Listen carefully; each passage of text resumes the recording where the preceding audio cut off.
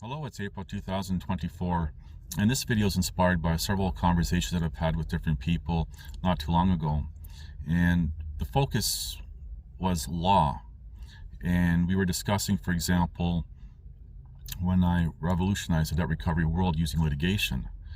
And really looking back, the devastating consequences that this had on society, on people, the commoner. Now, just want to stop here for a moment. Suing for debt is nothing new. However, suing in extreme volumes is, and that's a whole different topic. And we talked about, for example, the banking system, how the banking system actually works, and how banks or any credit grantor, prime, especially subprime, make a lot of money on when people default on their payments. For example, not making a payment for whatever reason. And that's just the way it is. And that had segued into, for example, how I, as a descriptive, brought back debtor prison. Now, debtor prison has been abolished, but what I ended up doing was successfully arguing that the debtor was disobeying a court order, for example, and they were in contempt of court. Contempt of court is anywhere from 1 to 40 days in jail. And because they were ordered to pay, they didn't pay, they run the risk of going to jail for 1 to 40 days, being held in contempt, which is kind of like the back door of debtor prison. And I've talked about this as well in videos, especially over the past several years. And I've watched over the years since, this would have been in the mid-2000s, for example, how it evolved. And my watching this monster evolve into something that is not good for the commoner. So I want to stop here for a second. In this one particular conversation, I had mentioned to them, you don't realize the monster you're creating when you're creating it. For example, there's a problem and you're trying to solve that problem. In this case, the problem being how to enforce judgment, get people to pay their debt. And that's how it kind of grew. And this can relate to any topic on things that end up being used for weapons, say with militaries and so forth. You have a problem or you're trying to create something and you're more focused on that rather than asking, should this problem, if one exists, or creating something, should be done.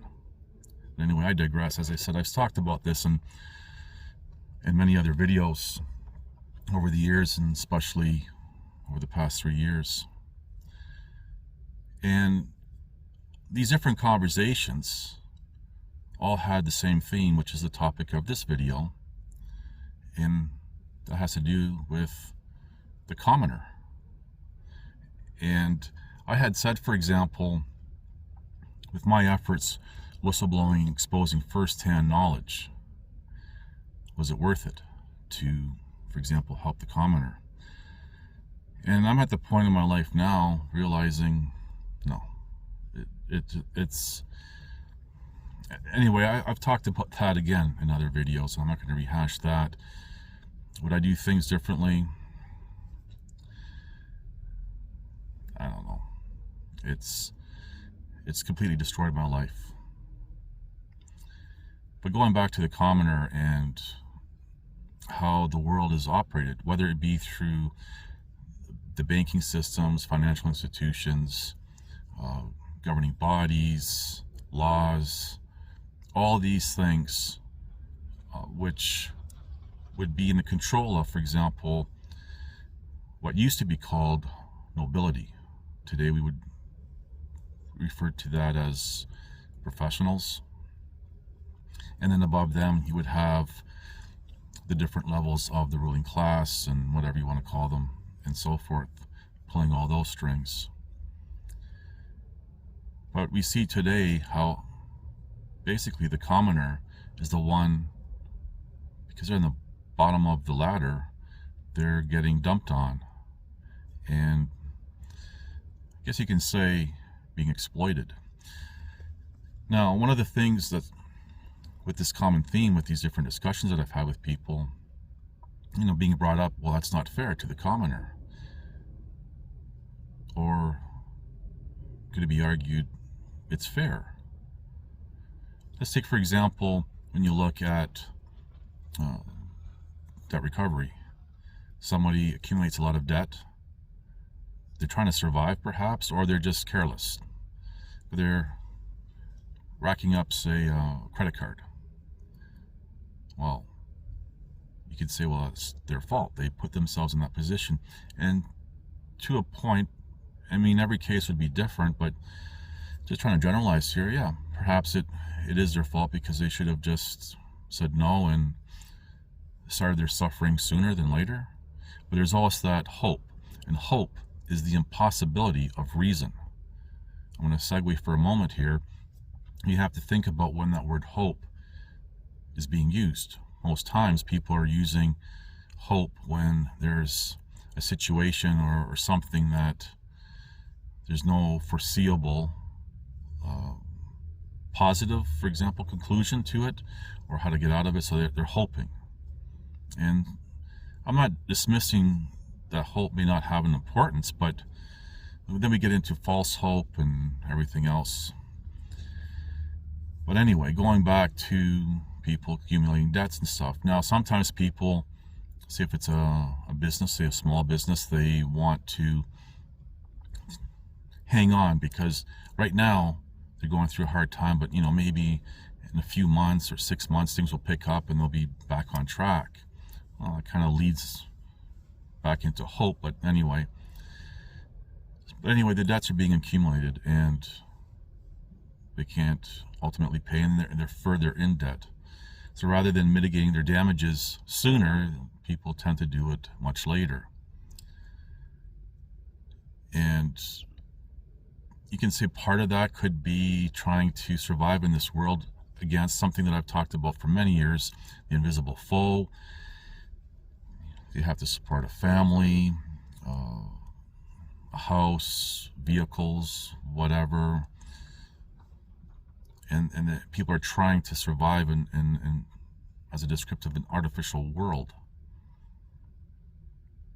But is it fair that these people trying to survive, setting aside people who deliberately try to take advantage of any system, whether it be government or financial, is it fair that these people have their lives ruined because of the way the world works? Well, then we get into the majority of the population. Now I want to segue for a moment. People always talk about and scream about, preserving democracy. Well, you have democracy. You just don't like it. And you don't understand that. Democracy is where 51% of the population can take away the rights of 49%. And that 51% could be 60%, 90%, but regardless, the majority rules. In a sense, you can call it the mob rules.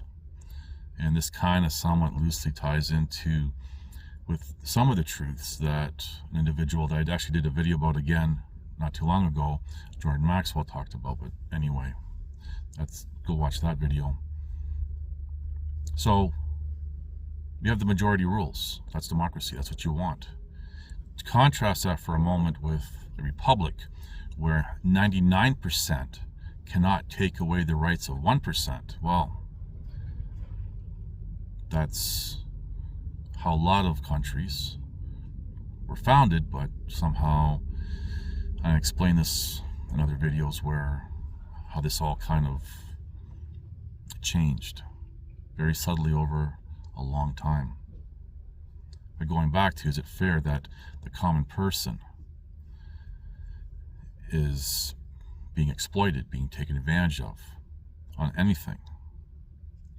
Well, when you look at how the majority of the population is, the word that I want to use might be a little extreme, but we'll say ignorant, and not being able to separate their emotions when making decisions or conclusions, lacking critical thinking skills, which is all part of a dumbing down process. But anyway, it could be argued that if you're really intelligent, and intelligence has nothing to do with IQ, and especially nothing to do with education. And although I've highlighted in recent videos about IQ, look into IQ and the myth about it, but how they do all these tests and everything else, but not in the social justice way, how IQ was originally put together and all this other stuff. But anyway, when you look at the majority of the people, they, for example, are not intelligent enough to avoid being socially conditioned, brainwashed, whatever. So does the commoner deserve it? It's sad that it happens. And seen in an ideal world, this wouldn't be a problem. But, and this is the finale of the combination of all these conversations that I've had recently. If you were to take people today, the commoner, and you set aside the elitists and Illuminatis, or whatever you want to call them, and even the nobility, and you left the common person to rule over themselves, and you established a utopian environment, whatever that is to you, just picture that. How do you think that would all turn out? Would it just everyone lives happily ever after forever? So what we see today with the commoners, no one stands together. They live for the day, they live for the moment, they live for themselves. And they don't think the same as the people who, for example, have established civilization. They think differently. Now, there are those, when you look at real dictatorships and so forth, and I emphasize real for a reason, yeah, you have those kind of people, but they're really no better than the commoner. They just, for whatever reason, obtained some sort of position of authority and impose injustice and tyranny, for example. But how would the commoner rule themselves? A lot of people over the years, several years, people saying, oh, we have to take down the government, we have to do this, we have to do that. Okay, then what? And a lot of people, truthers and freedom types, stumbled there. It's like, well, no one's ever really thought about that. Okay, so what's the plan? How would you govern yourself? How would you even maintain the current infrastructure? Do people think that, okay, we've gotten rid of the bad people, or perceived bad people, whatever, everyone lives happily ever after? And eventually in time, you'll have another commoner who, motion-based and everything else, one way or another, obtaining a position of authority, and we're back to square one. The people who've established everything, people who are imposing on the commoner, think differently. And I've highlighted this in actually several videos over the past several years, how they think differently. And they govern themselves differently. They even raise their children much differently. Because they don't raise children, they raise adults. So these are just some things to think about with the rhetorical question, is it fair to the commoner that they're being exploited by, as a descriptive, those above them?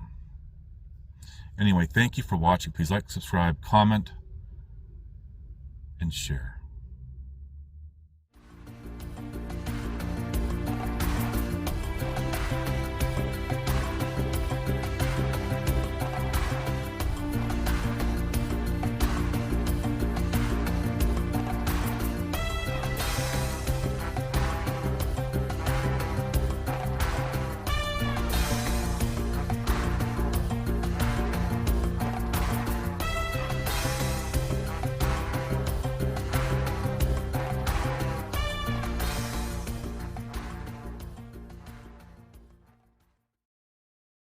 Different conversations, different things were being brought. Yeah, tongue-tied that one.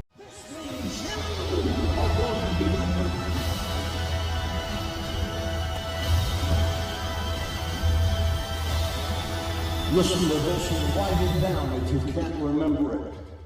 You're never going to outgrow warfare. You simply must learn to fight.